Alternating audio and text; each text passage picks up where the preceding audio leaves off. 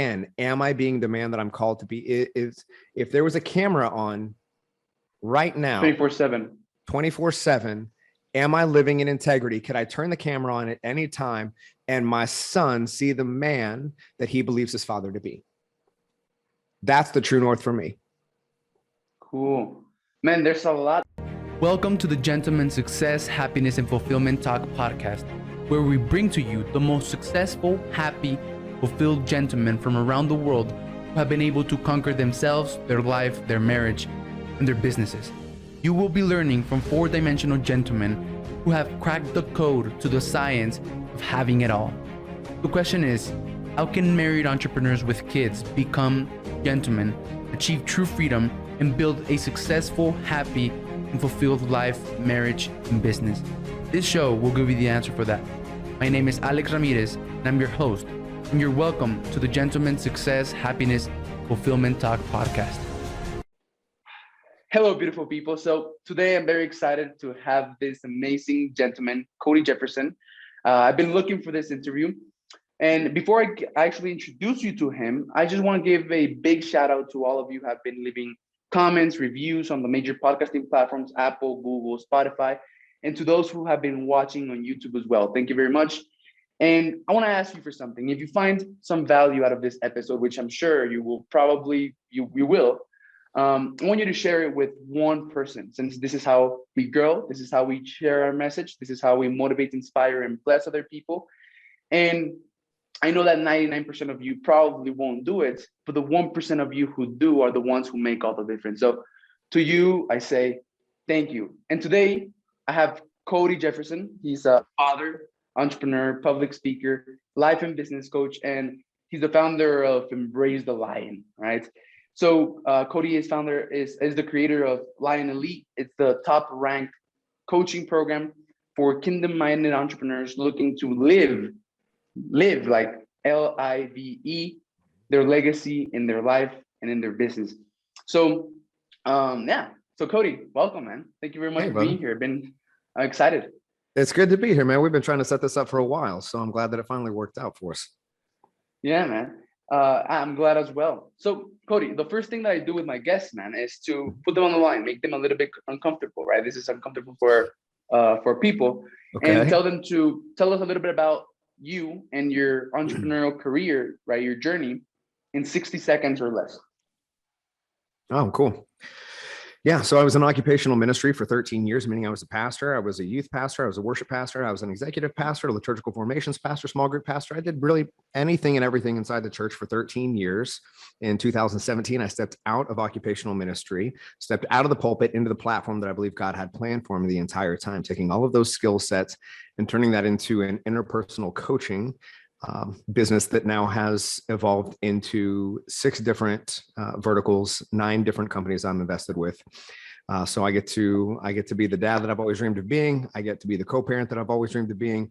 I get to travel the country, equipping entrepreneurs, men, women, leaders in being better than they were yesterday and creating movements. So in a nutshell, I help good men become great and help great men create movements.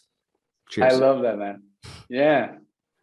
I actually love that about, so the first time that I came into your Facebook profile, yeah, I read helping good men become great and great men build movements. I was like, I was moved by that. And I was like, am I a good man or am I a great? I was trying to ask myself, but I was. So yeah, I'm glad we connected, man. And so I want to follow up with, I'm curious, what does 6 verticals and invested in 9 different companies mean?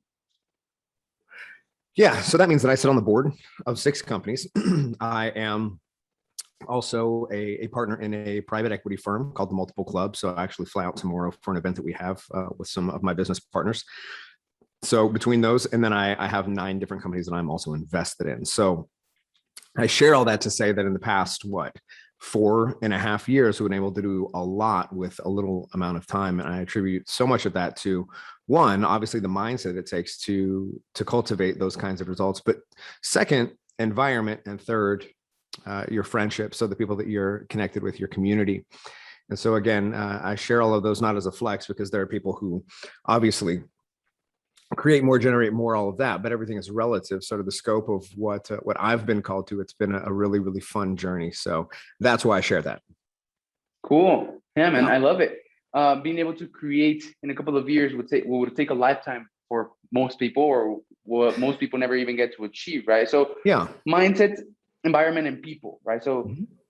okay, so now I think I know why I've been able to make such a big progress. I mean, I think my progress has been pretty significant in the last 2 years because of the mindset, because of the environment. I've completely blocked everything that doesn't serve me out, Sure. and the people. Look at who Yeah. I'm talking to, right? Well, I mean, if you think about this, I mean, you're what, 20? Is that right? Yeah, Yeah. 20. So I mean, you've got to think about other 20-year-olds. Nobody there aren't really, I mean, there might be a handful doing what you're doing. I don't personally know of any 20-year-olds who are running podcasts of this capacity, getting the interviews that you are. So you're really getting a master's level course in entrepreneurship, leadership, marriage, parenting, co-parenting, right? Overcoming adversity. So you're able to avoid a lot of the roadblocks that a lot of us had to walk through simply by the interview process, and then applying that information and that knowledge, right? Because everybody says knowledge is power. Knowledge is not power. Applied knowledge is power. Knowledge is potential power, right? So buying all the books on Amazon to read the first 2 chapters and then setting them on your desk and not doing anything with them, that's not power. Reading those books, applying it, going to conferences, doing interviews like this, learning from your mistakes, stepping into adversity, right? Not as a victim, but as a learning experience. All of that cultivates great resilience and helps you become the man that you're called to be. So at 20 years old, absolutely, you're carving a path that most wouldn't know existed simply by proxy of being around leaders and a caliber of man who has gone to hell and back and can tell the story. Yeah, and that's the goal, right? That is the goal, to like build That's myself, your goal, right? Yeah. Yeah. Sure. To build myself, surround myself with people that are gonna help me level up, right? Because you're the average of the 5 people you surround yourself with. Mm-hmm. And as I do that, as I do that selfishly, right? Yeah. Because I love myself and because I care about myself, Sure. I'm helping other men in the process that Mm-hmm. that are walking the same path and walking the same journey. So 100%, man. And knowledge is potential power, right? The actual power is action and the implementation of that knowledge, which I just wanted to point out. And I like that. Sure. Right? Well, when people ask me how I've gone so far so quick, I mean, and it's all relative, but it has been a fairly short scope of time. And it's not that I would consider myself smarter or more intelligent than anyone else. It's simply that I take in information and I will take action. I will apply it faster. So I will pivot faster. I will correct faster. I will listen to accountable voices faster and more intentionally, so that I can avoid certain roadblocks and then I can learn, right? So failure is nothing more than feedback. So often we use it as an assignment to identity, that if I fail, I am a failure. No, right? That's ego, but we've never been taught that failure is more feedback than anything. So it's only through those little micro failures that we avoid the big blow up failures. But we should always be seeking those, because those give us a litmus test and a compass as to our own true north. So. Yeah, and man, now that you mentioned True North, I had an interview with the True North man, right? He's founder of the True North man. So I don't know if you know him. Who is it? He helps men find their true north, form their identity, and fulfill their purpose. Sure. That's what his message. Yeah. So I'm curious, like, can you talk a little bit more about like true north, finding your true north, and what you mean right when you say that your compass, like failure acts like your compass, leading you in the way of your true north. Yeah. Well, and so for me, everything falls in the paradigm of being a Jesus follower. And so people's mileage may vary with what I have to say, because I am a believer. So everything true north to me points towards Christ. Like that is going to be the true north for me. So every morning I ask myself, what needs to die in me to become the man that I said that I would be? So I take a look over the previous day, as I do that evening and then that morning, to look at the actions and habits and the mindset that didn't cultivate, reaching that potential. And so often we think of potential as especially for those who grew up like I grew up inside of the church, potential becomes this expectation that we're called to live up to, right? So I grew up hearing things like, God's got such big plans for you. You're going to do such amazing things that you won't even believe what he's going to do. And so that automatically there was this internal pressure. And so the potential was always something that I was supposed to live up to, which caused a lot of dissension within my own like moral fabric, in my own security in who I was and in my identity. So I became a yes man. I became codependent on affirmation, doing all things for all people, because I thought, well, this is what I'm created to do. And I was a pastor. So of course I have to do all these things. Mm-hmm. Now I look at it as my true north in my potential is not an expectation that I'm called to live up to, but an outpouring of identity that I get to live into. So every morning, again, I wake up, I ask the question, what needs to die in me to become the man that I said that I would be? I look over the 4 pillars of what we do, right? Which is head, heart, health, and habits, how I treat my thoughts and my beliefs, how I treat my relationships with myself, with others, and with God, how I treat my body, and then how I treat my time.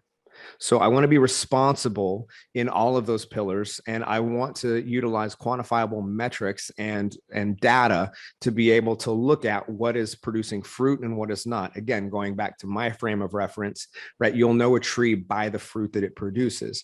So we always want to be taking an inventory of what is actually producing fruit. Like, is this actually creating the life that I want emotionally, spiritually, physically, financially? Right? Relation, like, is it creating, or is it serving to confirm a suspicion that I've always had? Is it serving to keep me perceptively safe? Is it serving to continue a narrative that I was born into? Or am I actually creating a new paradigm for myself? So for me, true north is becoming the man that I am called to become, not only for me, but also because I have a 6-year-old, almost 7-year-old son who is constantly and consistently watching me. He listens to me about 60% of the time. Mm-hmm. Right, about 60%. He's 6, so he kind of knows everything right now. So he'll listen to me about 60% of the time, and he'll listen to what I say, and he'll listen to the ways in which I'm trying to lead him. But 100% of the time, Alex, he is always watching me. And leadership, so often, far more is caught than taught. And so for me, it is, again, am I being the man that I'm called to be? If there was a camera on right now, 24/7, am I living in integrity? Could I turn the camera on at any time and my son see the man that he believes his father to be? That's the true north for me. Cool, man. There's a lot that we can dive deep into and dissect into everything that you just said for the past 3 minutes, and like it blows my mind. So like core values, proving yourself right instead of getting what you want, which is something that you mentioned. Also, like what I actually want to dive into is what do you mean, right, for the audience and like for everyone listening? What do you mean when you say that you're not living up to an expectation, but you're living into an identity? Yeah. So often we feel this pressure to perform. Mm-hmm. And oftentimes we inherit it. We live in a very performance-driven culture, right? Even most of our religious practices are very performance-driven currently. Business is performance. Everything is derived on performance. And we're also in a constant comparison because we live in a world that is driven by comparison. Social media, right, allows filtered lives to be compared to unfiltered lives. And we're constantly looking at the other person's grass and recognizing how much greener it is perceptively than ours, right? We don't recognize that they have a filter on it.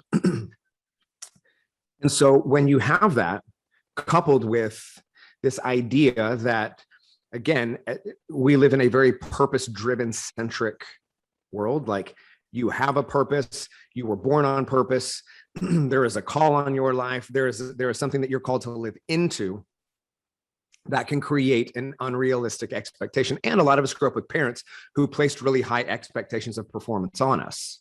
Mm-hmm. Right? They wanted us to do really, really well in certain aspects of life or in all aspects of life. And so we've grown up with this pressure to perform. Right. And being what you would call a high achiever or an academic, an athlete, someone who is in occupational leadership, right? There is also a perception of performance, right? There's an on switch. And so what this can do is this can lead to immense burnout. It can lead to never feeling like you're enough. It can lead to depression, isolation, sedation, right? Because at the end of the day, you just want to turn the noise off because there's so much self-imposed pressure and pressure that you think others are placing on you because of your position. Is it true? It's true to you. It's real to you. And it was real to me.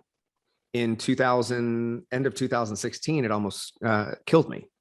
Right. So I went septic as a result of an immense amount of stress that I was placing on myself. I had lost a number of family members and friends, 8 over the course of a year, all unrelated tragedies. I was also walking through a very public divorce while in ministry, but I was showing up 24/7 as the pastor, never giving myself any time to process anything because there was, again, right, an expectation that I had placed on myself that I have to be these things and I have to be the strong one and I have to be the one that always gets through things. I have to be the one that holds everything together. I have to be the man. I have to be the guy that's strong. I have to be the guy that's in control. I have to be the guy that pushes down his emotions so that he can logically move things forward. Because if I don't move things forward, things don't move forward, right? Which is a really unhealthy view and a really egocentric view.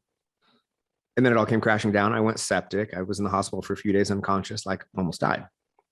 It was then I recognized this is the legacy that I am living into my son. I am teaching him that you are only as valuable as you are useful, which isn't a frame of identity that I ever want him to occupy. I want him to understand that he is enough, always been enough, will always be enough, that there is nothing to prove, hide, or protect.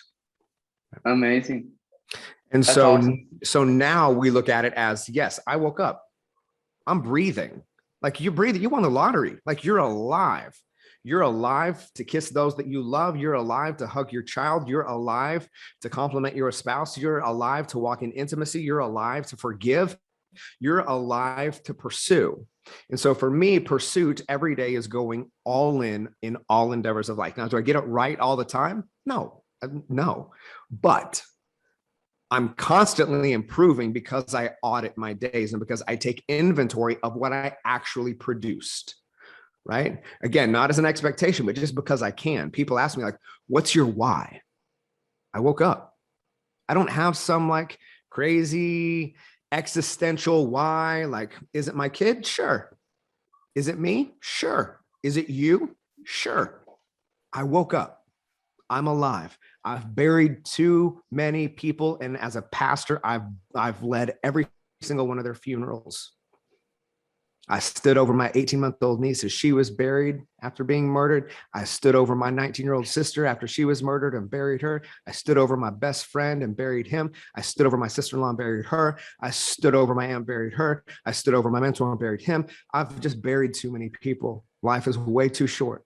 So I go all in, not because I have to, but because I get to. You replace your got to with get to.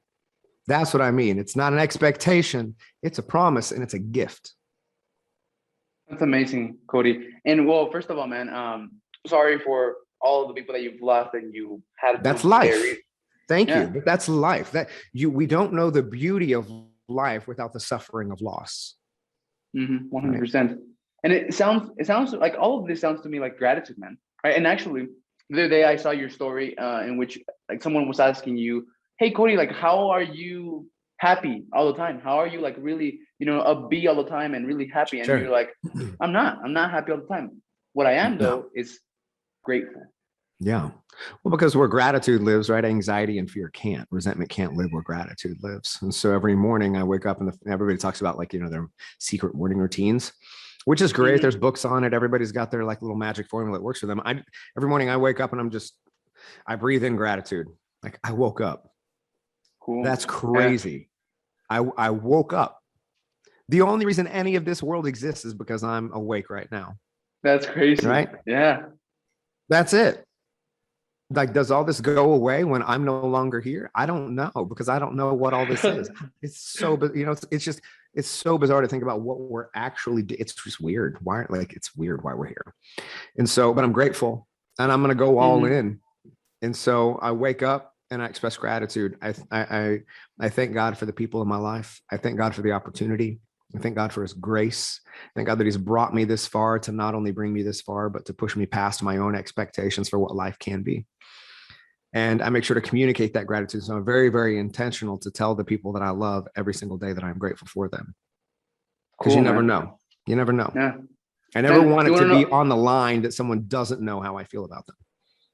Yeah. It's great to express what you're feeling about people, because if you didn't express it, like it's nothing. It's just an idea that doesn't exist. Right. But if you express it, if you write it down, you leave them a note, it Mhm. becomes something, and it's a Well, very powerful gift. and we find this in parenting and in marriage, even in business, but when for the sake of relationships, we find this all the time, right? We confuse intention with actions, and it's our intentions that are actually hurting us. Because for the married man, you can keep intending, like, I intended to call her. I intended to plan the date night. I meant to pick up flowers. I just got busy. And time goes by and time goes by, and distance keeps being cultivated in your relationship. And you keep thinking to yourself, yeah, but I meant to do all these things. And so the child, well, I meant to. But you But didn't meant do to it. doesn't mean anything. And the same is true with our kids, right? I meant to come to your game. I meant to take time off. I meant to be home at dinner. I meant to tuck you in. I meant to take you to school. I meant to. But meant to doesn't mean anything.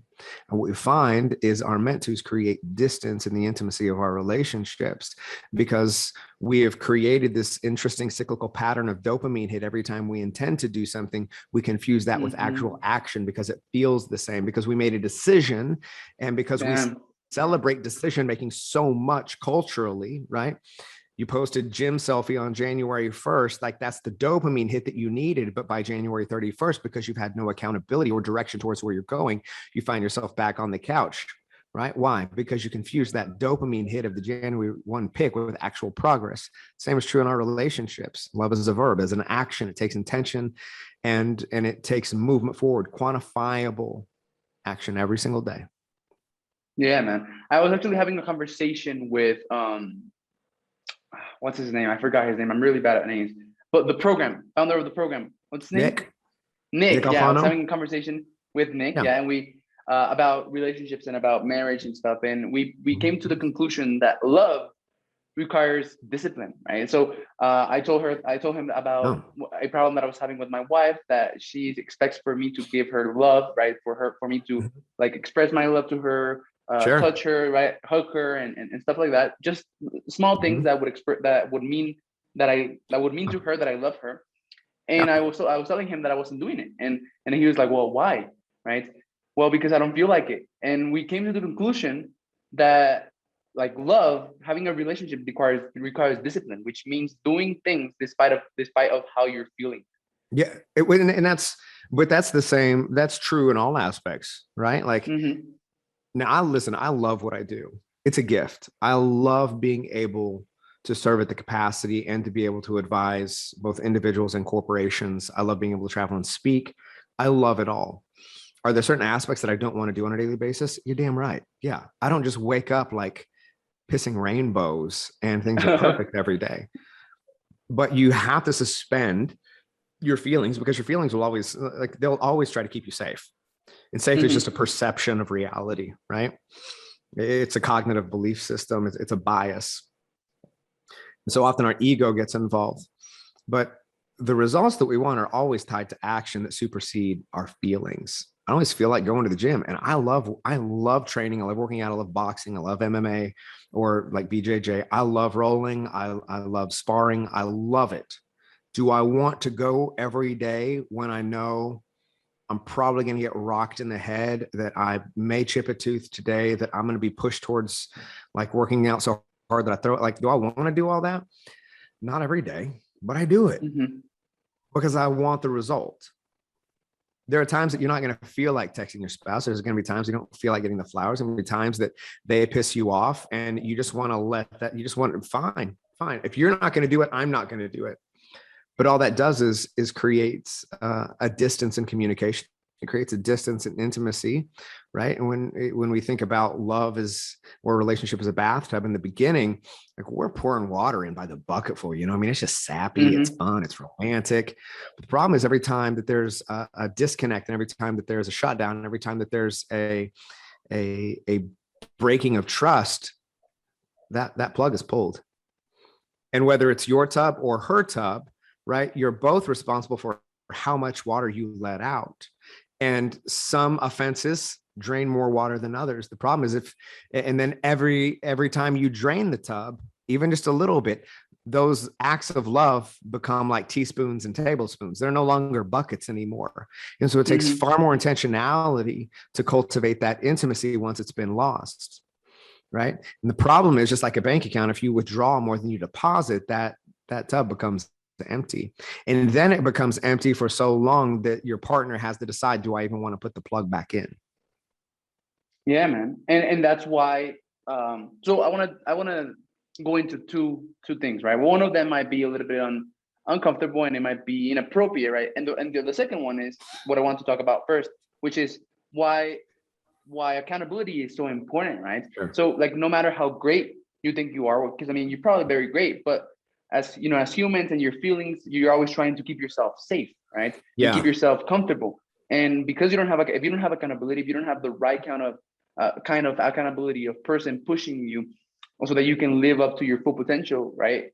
You always fall back um, to what's more comfortable, right? Which I've experienced. Sure. I saw it on your story, and I took a screenshot of it. By the way, man, I'm always taking screenshots of your stories. Yeah. They're amazing, man. Thanks, So man. what I wanted to talk about is so you got divorced, right, Cody?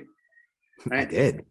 Yeah, and like for me, like I want to have it all, man. I want to become Sure. what I call a modern gentleman, right? Which Yeah. includes right physical freedom, Mhm. looking good and feeling good, emotional freedom, having a purpose Sure. in a goal that I'm working towards. Um, you know, it includes sentimental freedom, financial freedom, having a business that not only is profitable but that impacts people, and sentimental freedom, right? Being a husband and a father, right? But like sometimes my actions don't take me to what I actually want, which is Mhm. being happy with my wife, being happy Mhm. with my kid. Sometimes I do things that like self sabotage, you know, in my relationships, and Sure. that cause them to be like negative and hard to handle. Mhm. And you know, sometimes I even have thoughts about abandoning. I even have thoughts that you know like make me think that the solution to having it all quickly, right, to accomplishing my goals financially and to becoming the version that I want to become, the solution for that is leaving my family, right? So Which isn't uncommon, by the way. I know, yeah. Sure. Yeah. So I mean, I want you to know like that might not be the most appropriate or healthy way to view your family, but I do want you to know that's very, very common. So you're not alone in that modality of thinking. And right, so you I mean, oh, how can I say this? You got divorced, right? Yeah, that's So probably the you best way to say it. yeah. It's not And awkward to me. We can talk about it. cool, man. And I mean, how did that happen? Why did that happen? Why do you think that happened? Sure. So we got my son's mom and I. We got married. We were both really young, right? And there was a lot of interesting pressure placed on us within the church community that we were a part of. Mm-hmm. And so it wasn't like it was arranged. It was just there was a lot of pressure, and so we felt that pressure, and so we again did what we felt like was the best thing to do at the time. Over the course of the almost 5 years that we were married, you know, we were great friends. Like we were great friends before we got married, and the marriage piece for us just didn't didn't make sense for us, right? And I was a lot like you. I was in ministry at the time, but I was so focused on ministry, and I was so focused on like my God being my job, and my job was God, and so it had to come first. And so I mean I was in university taking classes, working towards like a double master's in theology and church history. I was running like 8 positions at the church. There was so much pressure that I was placing on myself, which then created a bunch of tension and friction within our marriage. Mm-hmm. And, you know, she had pretty much disconnected. She got to the point where she wanted to see someone else. And Because so of you. I don't know if it was because of me or just because things Mm-hmm. just weren't there. There wasn't a lot of intimacy. And Okay. again, we were great friends, but we lacked that piece. That Okay. piece of the puzzle that's very, very important, which is the intimate part. And so as a result, you know, my son was 1. We got divorced, and the gentleman that she started seeing. They're now married. They've been married. They've got 3 other kids. He is a very close friend of mine. She is a very, very close friend of mine. We're together pretty much every day that I'm in town. Our co-parenting dynamic is one of almost being like best friends, the 3 of us. It is confusing for a lot of people. If you come to like one of my son's baseball games, you will see that like typically they're girls and they have a 2-month-old as well. So they have they have twins and they have a 2-month-old. I'm usually holding the 2-month-old and the twins are with me. Like if you see my stories, you'll see me posting with the girls all the time. Like, and I'll hashtag not my kids and hashtag co-parenting done right.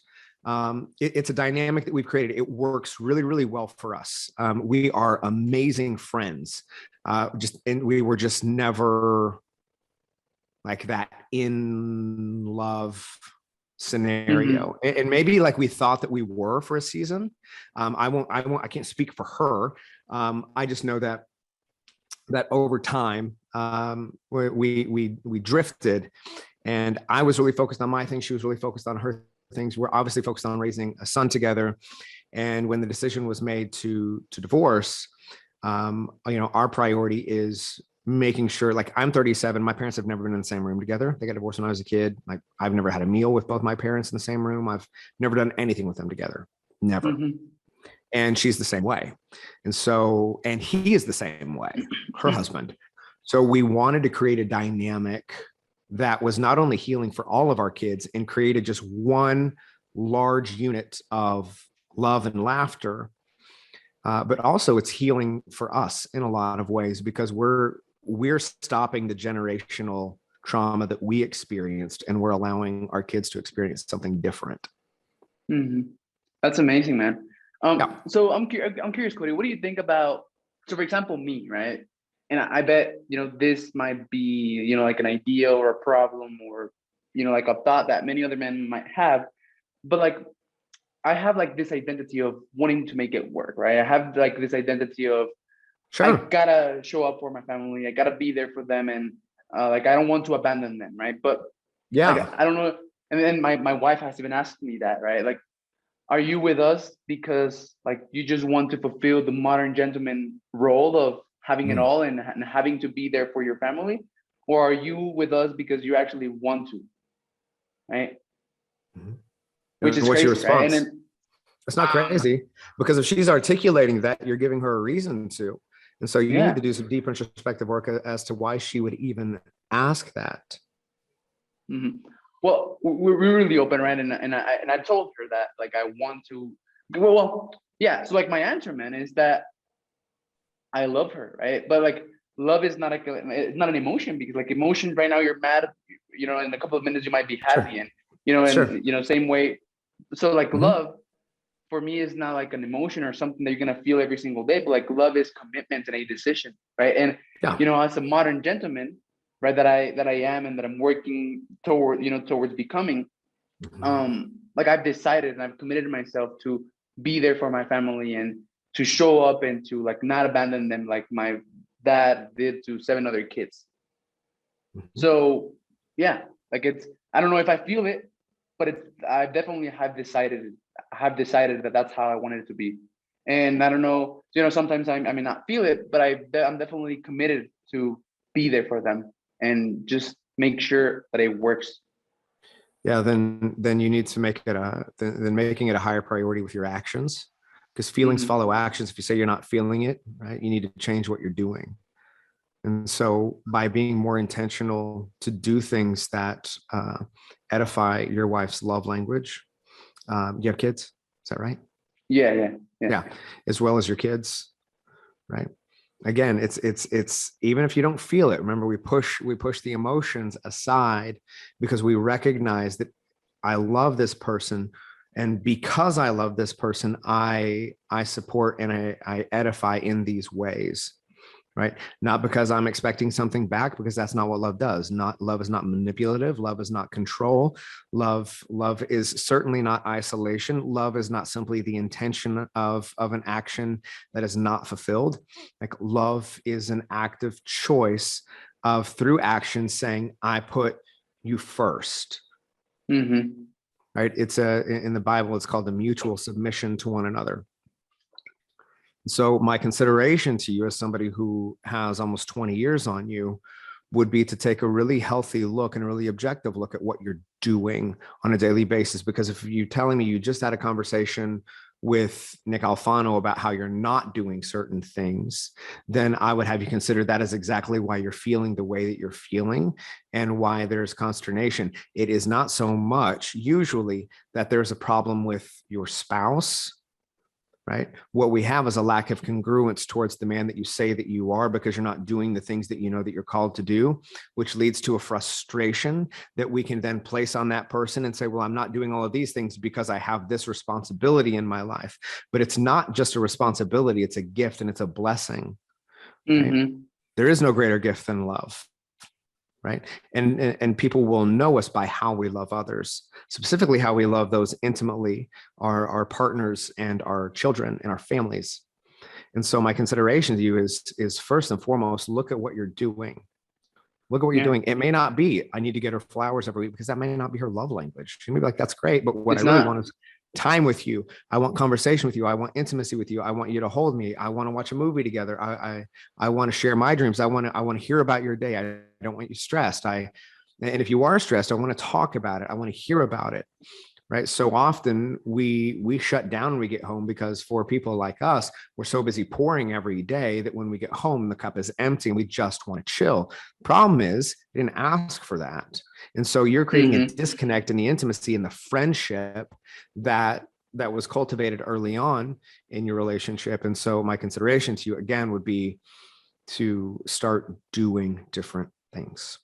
I decided to start showing up different, man. And I actually took the time, this last week, took the time to find out what my wife's love language is, which, it was a suggestion from Nick. Find out what your wife's love language is, right? So, and I found out that it was spending quality time with her. So like being focused with her, having conversation, watching a movie, and holding hands, right? It wasn't about giving her gifts, and it wasn't about touching her, which I always bring her flowers, and I tell her that I love her and I hug her, but that's not as meaningful to her as me sitting down playing Monopoly for an hour and a half or two with her. Yeah, it's quality focused time, right? It's attention, and typically it's safe physical touch. There's intimate physical touch, and it's not that that's not safe. It's the kiss on the forehead. It's the holding hands. It's the hand on the small of the back as you're walking. It's those little touches that remind them that they're safe. And intimately and emotionally, physically, they financially, spiritually, they want to feel safe. And so again, that's not to like blanket statement all women. So just hear me. Like, I'm not trying to blanket statement everyone. I'm just saying that I've been walking with guys for about 20 something years now, and there are some fairly consistent patterns. So Cody, now that we're talking about breaking the chain as a father, right? And now that we're talking about relationships, I saw a video of you the other day talking about how, like you are trying to, heal, right? Like your kid, and hear yourself in the process, right? Like you said right now that you experience, I don't know the exact words that you used, but on the video, you talked about how, as kids, right? You have this trauma of growing up without money, and you don't have money, right? And then money was scarce, so you always saw your parents like working really hard and always busy because they wanted to provide it, and because they were working towards money, right? So now that you grew up, you're like, well, you have more money, but you're still wanting to grow your business bigger and wanting to fulfill your purpose and stuff like that. And your kid asks you to go to the game, and you don't, because you're busy building a big business. But your kid in reality never asked for that. What he wanted is for you to go to his game. So that is, man, I mean, when I saw the video, I was like, I was like blown away by what you said. So I don't know, maybe you can say it again. Well, sure. I mean, I can try to articulate it in a way that will hopefully resonate with your listeners. Is so often we grow up, at least I would assume majority of your listeners, people like us, we grew up without a silver spoon. I grew up in a single parent household, and my dad worked all the time. And I'm very, very grateful because we never went without anything. And the way that he showed love was to work all the time. And so, but money was always scarce. Like money was, it was always there never just seemed to be enough. Like we never really had as much as others. And there were things that we definitely went without.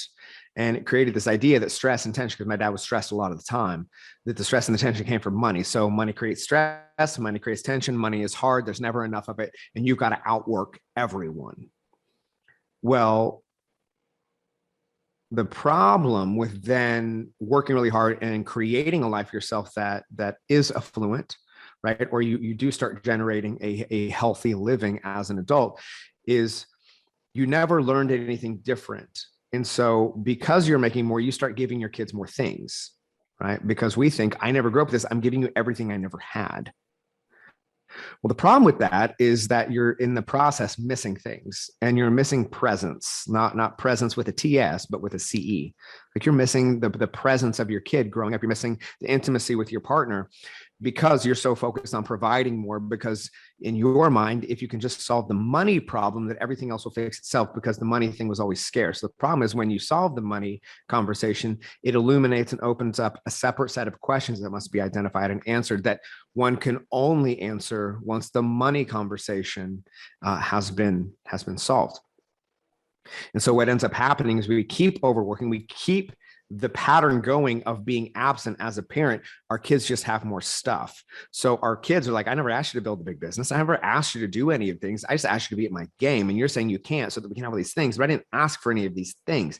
I'm asking for you. And so one of the ways that I live this out, right? So I do a lot of things. I'll fly out tomorrow to LA or to Orange County. I'm gone through Saturday. Typically I would stay through Sunday, would see all my friends. I would surf. I would have a really great time. And that's all well and good, but it's baseball season. My son has 2 games on Sunday, and I'm not missing them. So I'll fly back on Saturday, fly back Saturday morning so that I can come back, get rest, and I'm there ready to go for games.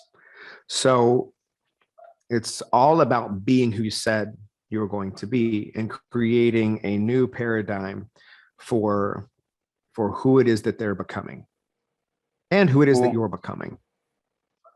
Yeah, man, and then so you think that you're breaking the chain of not enough money, but in reality you're not, right? Right. Because you're still acting the same way as if it was scarce. You're overworking, working really hard, and not giving your kids the time that they actually want. Right. Well, and for a lot of us, we don't know how to do that. Okay. Because in our subconscious, we're still wired that we have to make more money because that solves the problems. And so because of that, because we were never raised with parents who actually sat down and maybe had intimate conversations with us and led us, we don't know how to do that. And so to sit down with the kids, it's like, I want to, but it's kind of a Ricky Bobby moment. I don't know what to do with my hands. I don't know what to say.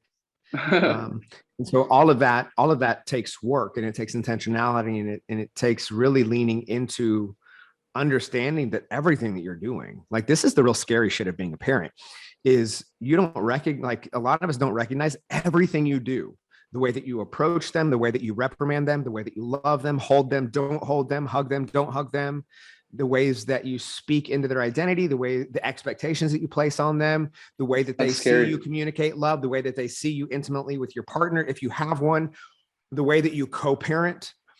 All of that is influencing their identity. It is influencing how they love. It is influencing how they receive love. It is influencing how they view relationships, intimacy, money, spirituality, physical health, emotional health, relational health.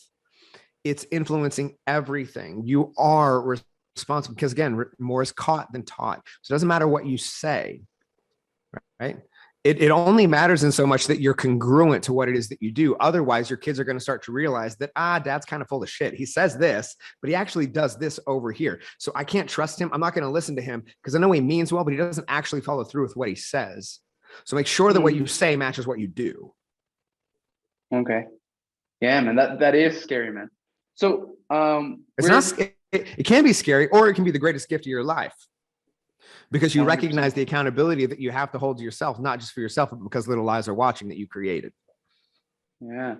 and they might be listening. They listen to 60% of the time, but they're always watching. So you They're gotta always be watching. intentional, man. So That's it. we have a couple of minutes, and I like to end by asking you a couple of questions. So the first one is, Okay. if you would, if you could travel back in time, Yeah. like not saying that you have to, just if you could travel back in time to give your 18-year-old self some advice, what would that be?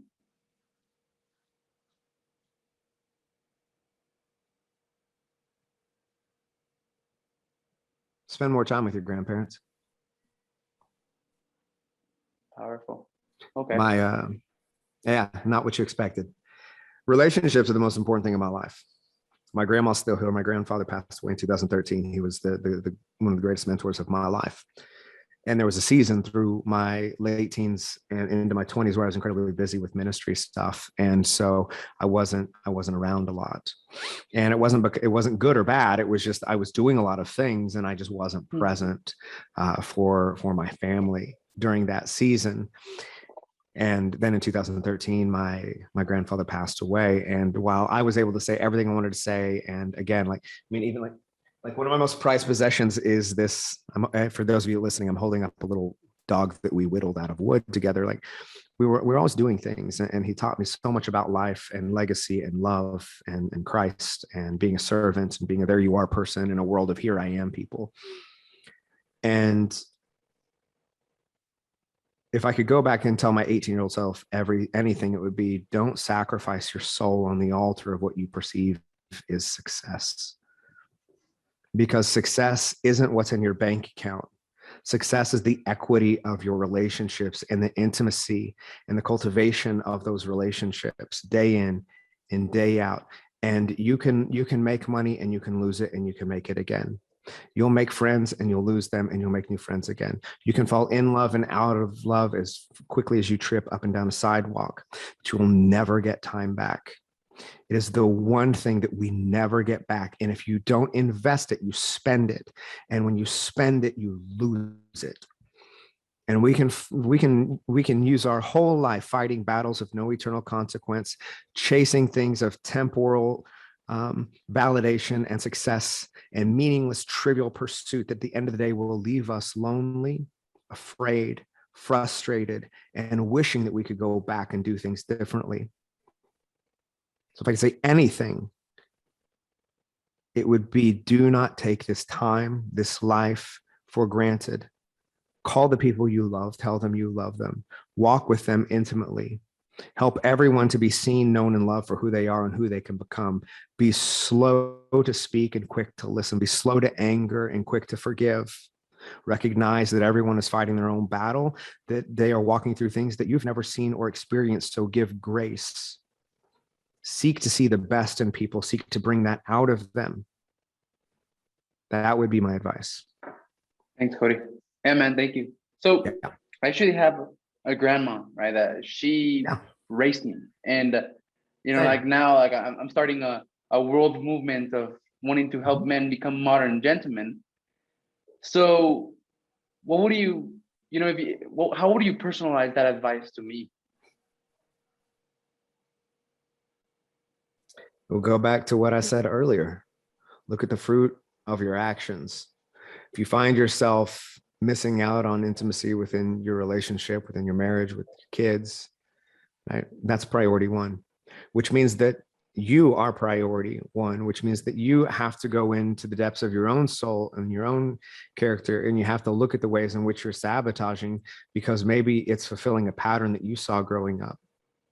And it's becoming a self-fulfilling legacy. And the only way to eradicate that from your life is to go deep, right? I go to counseling every single week. I have for a long time. I have coaches and mentors that hold me accountable, right? Because I'm not as smart as I think I am.